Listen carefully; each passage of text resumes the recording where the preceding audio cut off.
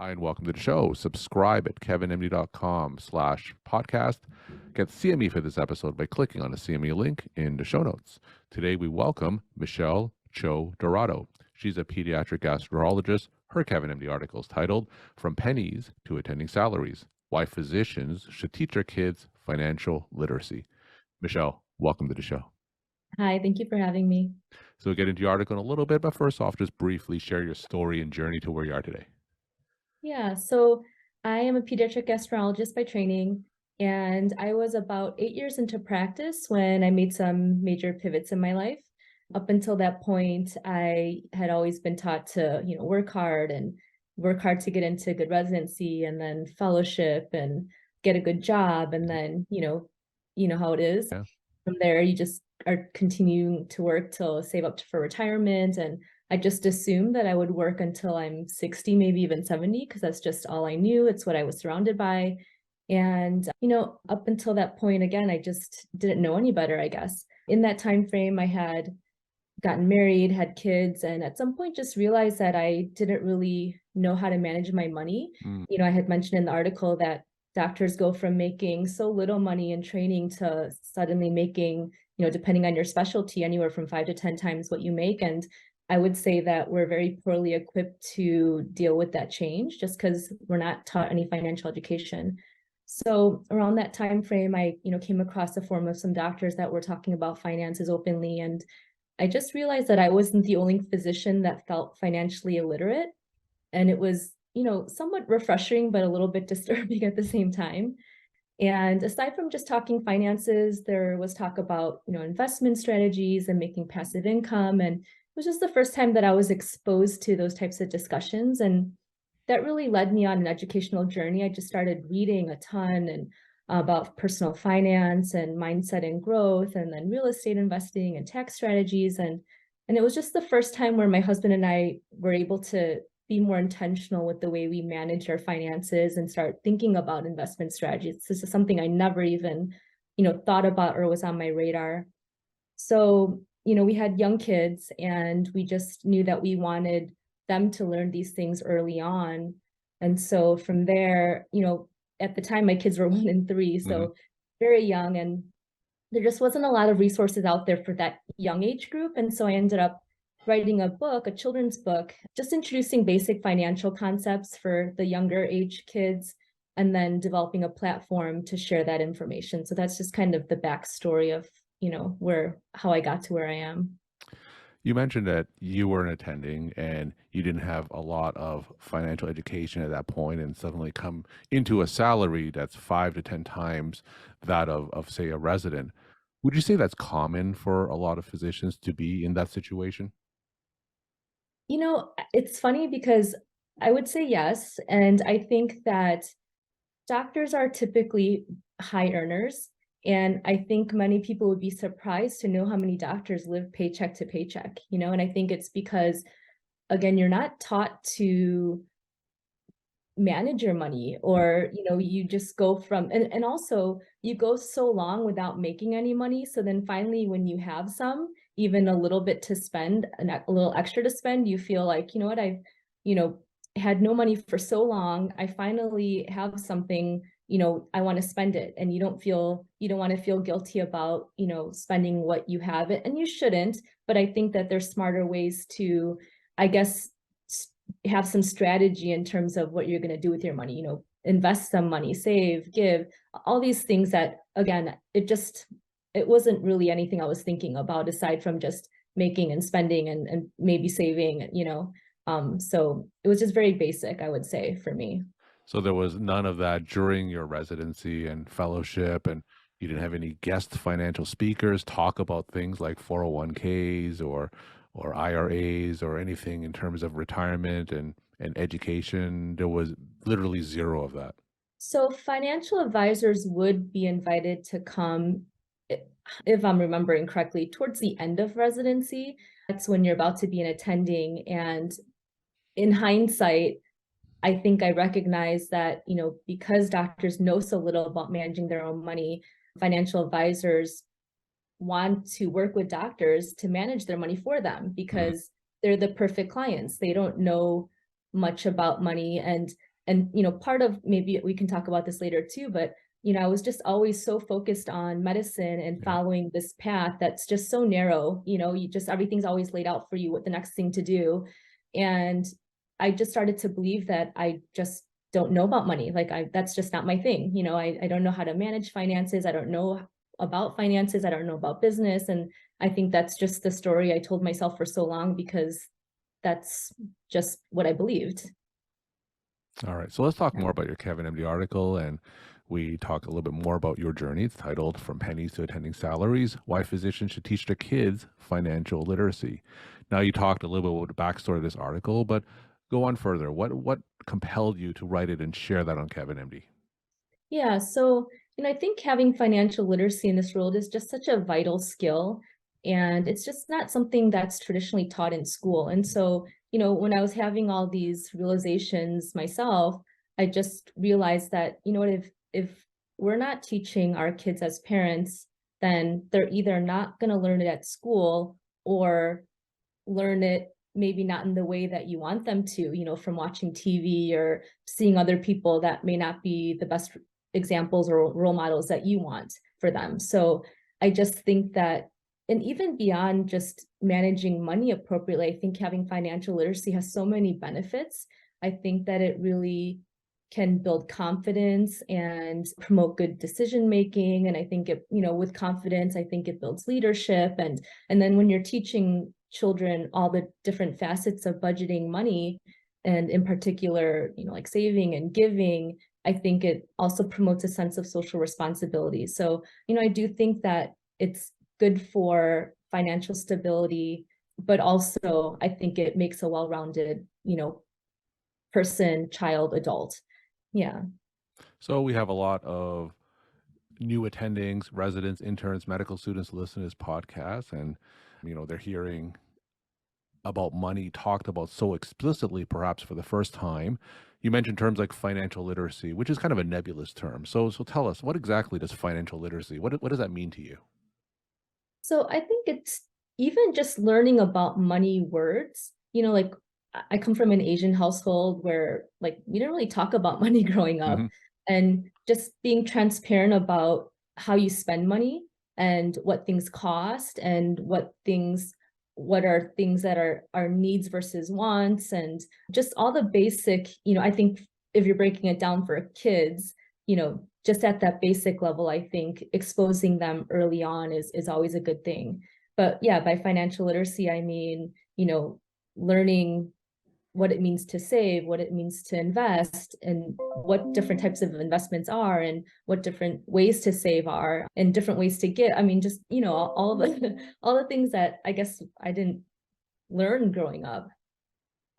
What would be an example of a story of how you would teach your kids, or we can teach our kids about financial literacy? So tell us a story about how you would do that. Yeah, so I know now with our kids, my kids are 3 and 5. We're just transparent about the things that we do, and when we spend money, we talk about what we're spending money on, Hmm. why this might be necessary, or why we need this, or why we don't need this, or why this is something that's extra. We talk about our investments. We invest in real estate, so when we go to our homes that we own for, we have some short-term rentals, we tell them that this is our investment house, that people are coming to stay in it. And so, I mean, my 5-year-old talks about her investment house, Okay. So when you Yeah. talk to your 3 and 5 year old about your investment house, like what's their response? Like what's their reaction? What exactly do you tell them other than the fact that this is your investment house? Yeah. So, I mean, some of that goes over their head, to be Yeah. quite honest. But I think the point is that they know the words. Like, Okay. I didn't know what an investment was. I mean, that's not a word that was ever in my household. And so we try to explain it to them that, investment, something where you put money into it, that you hope that money will grow. And so you kind of, the more you hear it, hopefully the more it sinks in, and they Hmm. may not comprehend it now, but hopefully, over time they hear it enough that they start to understand what that means. All right. So what's the path forward? So you mentioned that they're 3 and 5. Now, what are some of the next financial literacy steps for them? Yeah, so I mean, right now, again, they're young, and so I feel like I'm going on this journey with everybody else who has kids this age.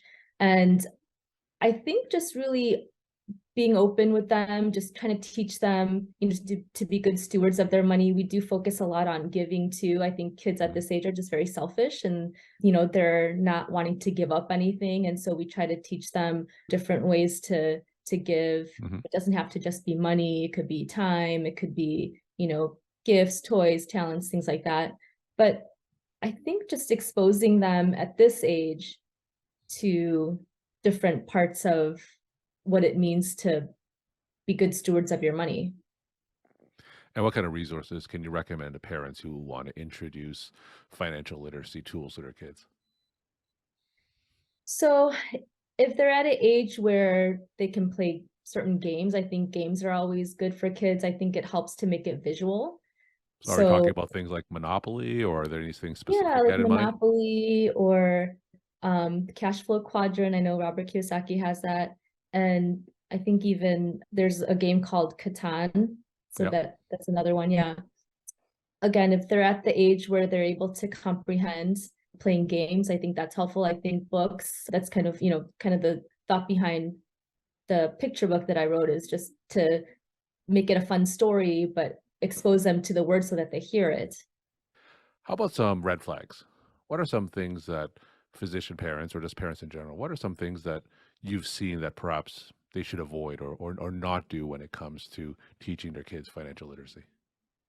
I would say a red flag, maybe if they feel embarrassed not to talk about it. I mean, I don't Mhm. know if that would be necessarily a red flag, but I would say that's something not to do, is avoid the conversation.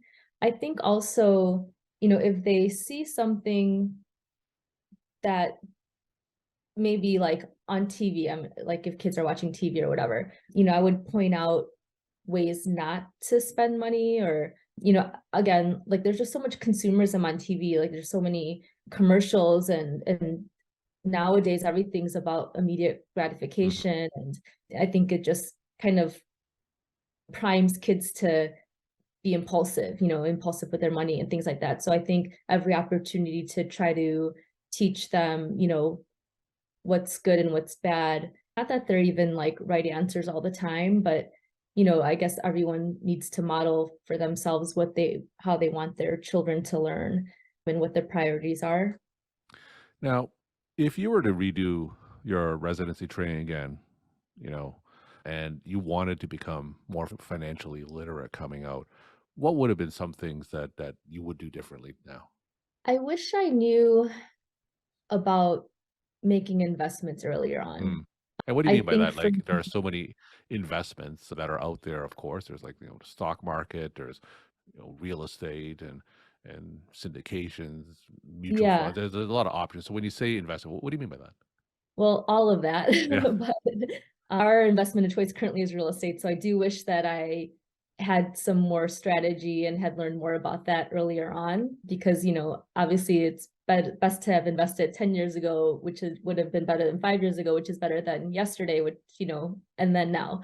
I think I wish I also didn't believe what I told myself, that, I didn't know about money, so I just stayed away from it. I think I just assumed, well, I'm not making that much, and it's not like I have much to use anyway, so I just won't think about it. It was kind of my like out of sight, out of mind kind of thing. Yeah. I wish I had educated myself earlier on. I wish even stocks and mutual funds and all that stuff. I didn't know any of that. And I wish I had read books just to even like know about, be familiar with what they are, even if I wasn't going to invest at the time. I wish I just knew to read about it so that I could be familiar with it. But obviously, yes, I do wish I would have made some real estate investments much sooner. Now, for those physicians who really have no interest in money, they just want to focus, like you said, on the medicine and seeing patients, and they just want to go with that mindset. I just want someone else to take care of my money. Is there anything wrong with that line of thinking? Is it important for them to know a little bit about the basics of money, regardless, even though they have zero interest in doing that? I mean, I can't say that it's wrong. It's so hard because residency and fellowship training is such a difficult time. I think many people are just trying to stay afloat, like Yeah. making it day to day. Yeah. If there's any way to even listen to like podcasts or whatever little you can do, if it's 5 minutes a day, 10 minutes a day to read like a financial blog, I think any little bit would help. And I don't think you necessarily need to take action and do all these amazing things early on, but I think just being aware that there is more out there, and that there's things that you can do with your money, I think would be helpful for anybody. So yeah, I get it. That time's very difficult, and many times you're just your brain's so fried that you don't want to read another thing when you get home from work. But even if it's a couple minutes, 5-10 minutes a day of something, I think that adds up, and I think it would be helpful. Any books that you could recommend, or blogs or podcasts that you could recommend for these busy physicians in training? So, The Simple Path of Wealth was one of the first books I read, and I thought that that was a very good introduction to just learning about the stock market Mm-hmm. and putting money away that way. And it's an easy read, and that for me was very helpful as like a beginner book. I So have Rich to. Dad Poor Dad, I think everyone loves that book, and that's one of those things that really change your mindset. And I think for me, the biggest thing that allowed me to make major pivots was changing my mindset. So I would say Rich Dad Poor Dad is another good one. What do you mean by changing your mindset? How did you change your mindset? Well, I think I kind of alluded to this earlier, but I think, doctors are so in a box, Mm. and, you go from like residency to fellowship to attending job. And then even once you start a job, it's, you either like start building programs or start getting published, or there's just really no room to think outside the box.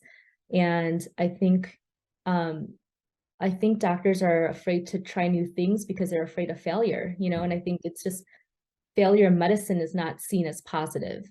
And so, you may have heard that quote, I've not failed, I've just found 10,000 ways, that won't work. Mm. And I think when you change your relationship with failure or rejection, I think it really can be a game changer. And so when I say changing your mindset, just being able to think differently, to get past limiting beliefs that you may have. For me, I think all those things I mentioned earlier, that I'm not good with money, that I'm not good at business, that I'm not creative. And then once I was able to get past those things, I wrote a children's book. I Mm. never imagined I'd be able to do something like that and become an entrepreneur and do these things that I never would have imagined even 2 years ago. And I think changing your mindset really is a game changer.